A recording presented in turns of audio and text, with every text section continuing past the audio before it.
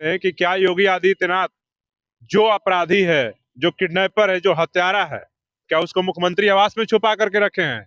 अगर मुख्यमंत्री आवास में भी छुपा करके रखे हैं तो भीम आर्मी और चंद्रशेखर आजाद इतना ताकत जरूर रखता है कि मुख्यमंत्री आवास से भी निकाल करके उस अपराधी को फांसी के फंदे पे चढ़ाने का हम लोग काम करेंगे। इस पे किसी भी कीमत पे कोई भी समझौता बर्दाश्त नहीं होगा। सोचिए कि अगर वही बेटी दलित समाज की बेटी नहीं होकर के किसी राजपूत समाज की बेटी होती, किसी ब्राह्मण समाज की बेटी होती, तो क्या इतना देर तक वो अपराधी हत्यारा जो है अभी तक खुला घूम रहा होता? वो बेटी अभी बरामद नहीं होती, उसके घर पे बुलडोजर नहीं चल गया होता। लेकिन दुख इस बात का है कि हमें शर्म आता है कि ये जो तमाम उत्तर प्रदेश और पूरे देश भर में जो दलितों के नेता बने हुए हैं, अकेला चंद्रशेखर आजाद को छोड़ करके कोई सड़कों पे नजर नहीं आता है। सब लोग सिर्फ और सिर्फ राजनीतिक रोटी सेकने के लिए दलितों का इस्तेमाल भर करते हैं। दोस्तों, आज उत्तर प्रदेश के मेरठ में जो दलित बच्ची के साथ और उसकी मां के साथ जो हुआ, पूरा देश शर्मसार है। पूरे बहुजन समाज के लोगों का जबरदस्त गुस्सा और आक्रोश है। और आज जिस तरीके से मेरठ कांड में चंद्रशेखर आजाद सड़कों पर दौड़ते हुए देखे गए, पूरे देश भर में चंद्रशेखर आजाद की तारीफ हो रही है। इस मसले पर हमारे साथ बातचीत करने के लिए बिहार के भीम आर्मी के प्रदेश अध्यक्ष अमर ज्योति जी हैं। तो कैसे देख रहे हैं सर मेरठ की घटना को? देखिए, उत्तर प्रदेश की निरंकुश दलित विरोधी योगी आदित्यनाथ की सरकार को सीधे तौर पे हम चेतावनी देते हैं कि अगर उस बेटी का अभी तक घटना बीते हुए, उसके मां की हत्या हुए कई घंटे बीत गए और अभी तक उस बेटी का आता पता नहीं है, तो हम पूछना चाहते हैं कि क्या योगी आदित्यनाथ जो अपराधी है, जो किडनैपर है, जो हत्यारा है, क्या उसको मुख्यमंत्री आवास में छुपा करके रखे हैं? अगर मुख्यमंत्री आवास में भी छुपा करके रखे हैं तो भीम आर्मी और चंद्रशेखर आजाद इतना ताकत जरूर रखता है कि मुख्यमंत्री आवास से भी निकाल करके उस अपराधी को फांसी के फंदे पे चढ़ाने का हम लोग काम करेंगे। इस पे किसी भी कीमत पे कोई भी समझौता बर्दाश्त नहीं होगा। आर पार की लड़ाई होगी। बहन बेटियों के सम्मान में उत्तर प्रदेश की सरकार जिस प्रकार से ढिलाई बरती हुई है और वहां पे लगातार इस प्रकार की घटनाएं हो रही, खास करके दलित समाज के साथ, ये कहीं से भी बर्दाश्त करने योग्य नहीं है। आप सोचिए कि अगर वही बेटी दलित समाज की बेटी नहीं होकर के किसी राजपूत समाज की बेटी होती, किसी ब्राह्मण समाज की बेटी होती, तो क्या इतना देर तक वो अपराधी हत्यारा जो है अभी तक खुला घूम रहा होता? वो बेटी अभी बरामद नहीं होती, उसके घर पे बुलडोजर नहीं चल गया होता। लेकिन दुख इस बात का है कि हमें शर्म आता है कि ये जो तमाम उत्तर प्रदेश और पूरे देश भर में जो दलितों के नेता बने हुए हैं, अकेला चंद्रशेखर आजाद को छोड़ करके कोई सड़कों पे नजर नहीं आता है। सब लोग सिर्फ और सिर्फ राजनीतिक रोटी सेकने के लिए दलितों का इस्तेमाल भर करते हैं।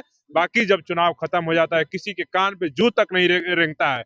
केंद्र की सरकार में कई दलित मंत्री हैं, भाजपा से कई दलित सांसद है, उत्तर प्रदेश में भी 17 चंद्रशेखर आजाद को छोड़ दिया तो 16 वहां पे अनुसूचित जाति समाज के संसद भवन में सांसद है, लेकिन एक के मुंह से भी जबान से कुछ निकल नहीं रहा है। वहां पे उत्तर प्रदेश में मुख्यमंत्री बनने का दम भरने वाले अखिलेश यादव भी अभी भी कंबल ओढ़ करके घर में सोए हुए हैं। पैसा दिए हैं, 3 लाख रुपया दिए हैं। 3 लाख रुपया देकर के दलित की बेटी का सौदा करने की बात कर रहे हैं क्या? ये खैरात दे रहे हैं क्या? दलित समाज का औकात, दलित समाज की बेटी का इज्जत का औकात 3 लाख रुपया है क्या? शर्म आनी चाहिए। अखिलेश यादव के सड़कों पे आना चाहिए। अभी विधानसभा ठप हो जाना चाहिए था उत्तर प्रदेश में, वहां पे योगी आदित्यनाथ के मुख्यमंत्री आवास का घेराव हो जाना चाहिए था।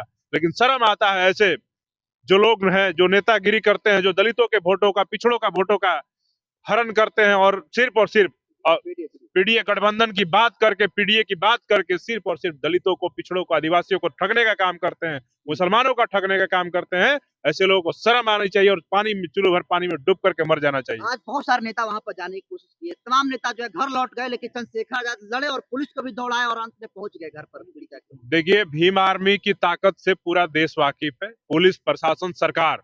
हमें तो, मैं जब वीडियो देख रहा था तो मुझे खून खौल रहा था कि एक सम्मानित निर्वाचित सांसद जब सड़कों पे एक पीड़ित परिवार से मिलने जाता है तो यही योगी आदित्यनाथ की सरकार की जो पुलिस है वो उनको धक्के मारती है, उनके गिरबान पे हाथ डालने का प्रयास करती है। ये सीधे तौर पे दिखा रहा है कि उत्तर प्रदेश में निरंकुश हिटलरशाही सरकार चल रही है और वहां पे दलितों का मान सम्मान नहीं। जब दलितों के इतने बड़े नेता का, जो पूरे देश के बहुजनों का हृदय सम्राट है, जब उसके हाथ में पुलिसकर्मी जब धक्का मार रहे हैं, उसके शरीर पे धक्का दे रहे हैं, उसको रोकने का प्रयास कर रहे हैं, तो आप सोचिए कि एक साधारण दलित समाज के युवक का उत्तर प्रदेश में क्या हैसियत होगा। इसी से दलित समाज को समझने की आवश्यकता है कि आपको सोचने की आवश्यकता है कि जब मनीषा वाल्मीकि का कांड होता है तो चंद्रशेखर आजाद लड़ता है, जब अभी मेरठ की बेटी के साथ कुछ घटना हुआ है तो वहां पे चंद्रशेखर आजाद लड़ रहा है। पूरे उत्तर प्रदेश ही नहीं, पूरे भारत में जहां जहां भी दलितों पे, पिछड़ों पे कोई मामला होता है, मुसलमानों पे कोई मामला होता है तो सीना आगे करके कोई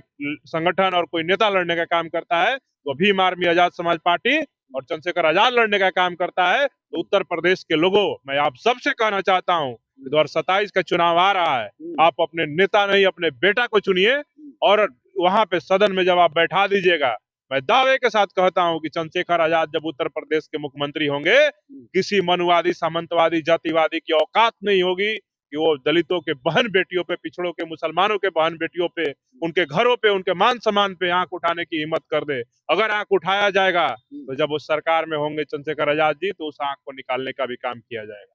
उत्तर प्रदेश में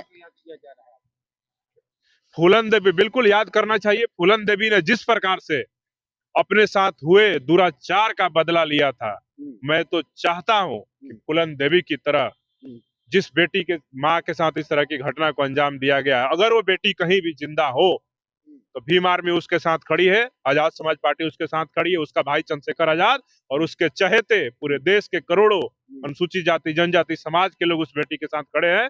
बदला लेने के लिए वो सिर्फ हिम्मत दिखाए, हम सब लोग उस अपराधी को पुलिस से पहले पकड़ करके हम लोग सामने ला देंगे और उसके सीने में जितने भी गोलियां उतारी जा सकती है उतना उतार देना चाहिए।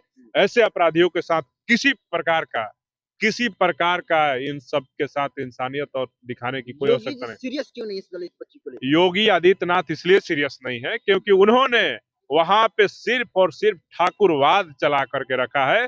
आप देखिए उत्तर प्रदेश में जितने भी ठाकुर गुंडे हैं, अपराधी हैं, क्रिमिनल हैं, वो सारे के सारे जेल में से बाहर हैं और बाहुबली बन करके, कोई विधायक, कोई एमएलसी बन करके वहां अपना अपना भौकाल बना रहे हैं। लेकिन वही उत्तर प्रदेश है जहां दलितों की ये हालत है, कभी पेड़ पे टांग करके मार के टांग दिया जाता है, कभी दलित बेटी का किडनैप कर लिया जाता है, उसके साथ रेप, हत्या, बलात्कार जैसी घटनाएं हो जाती हैं।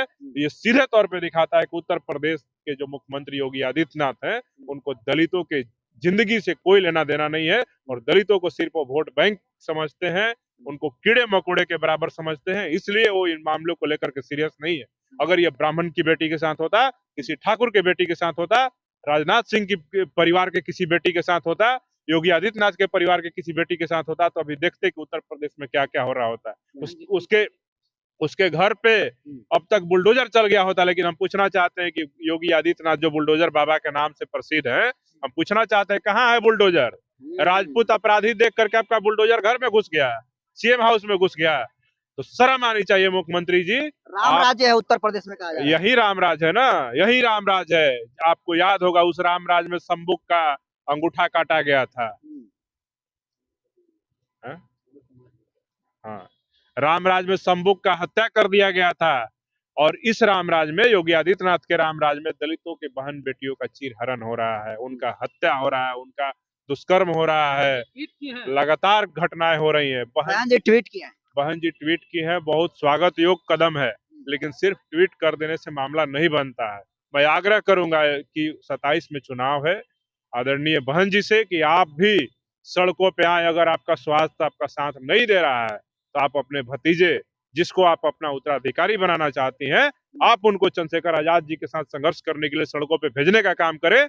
और फिर अब देखिए मैं उत्तर प्रदेश में कैसे किसकी हिम्मत हो जाती है कि कोई भाई चंद्रशेखर आजाद, आकाश आनंद और बहुजन समाज के ऊपर आंख उठा दे और कोई पुलिस प्रशासन का लोग गिरेबान में हाथ डालने का हिम्मत कर दे। मैं आपको बता देता हूं कि जो हाथ बहुजन समाज के तरफ उठेगा, चंद्रशेखर आजाद के तरफ उठेगा या हमारे भाई आकाश आनंद के तरफ उठेगा, उस हाथ को भीम आर्मी आजाद समाज पार्टी उखाड़ने का काम करेगी।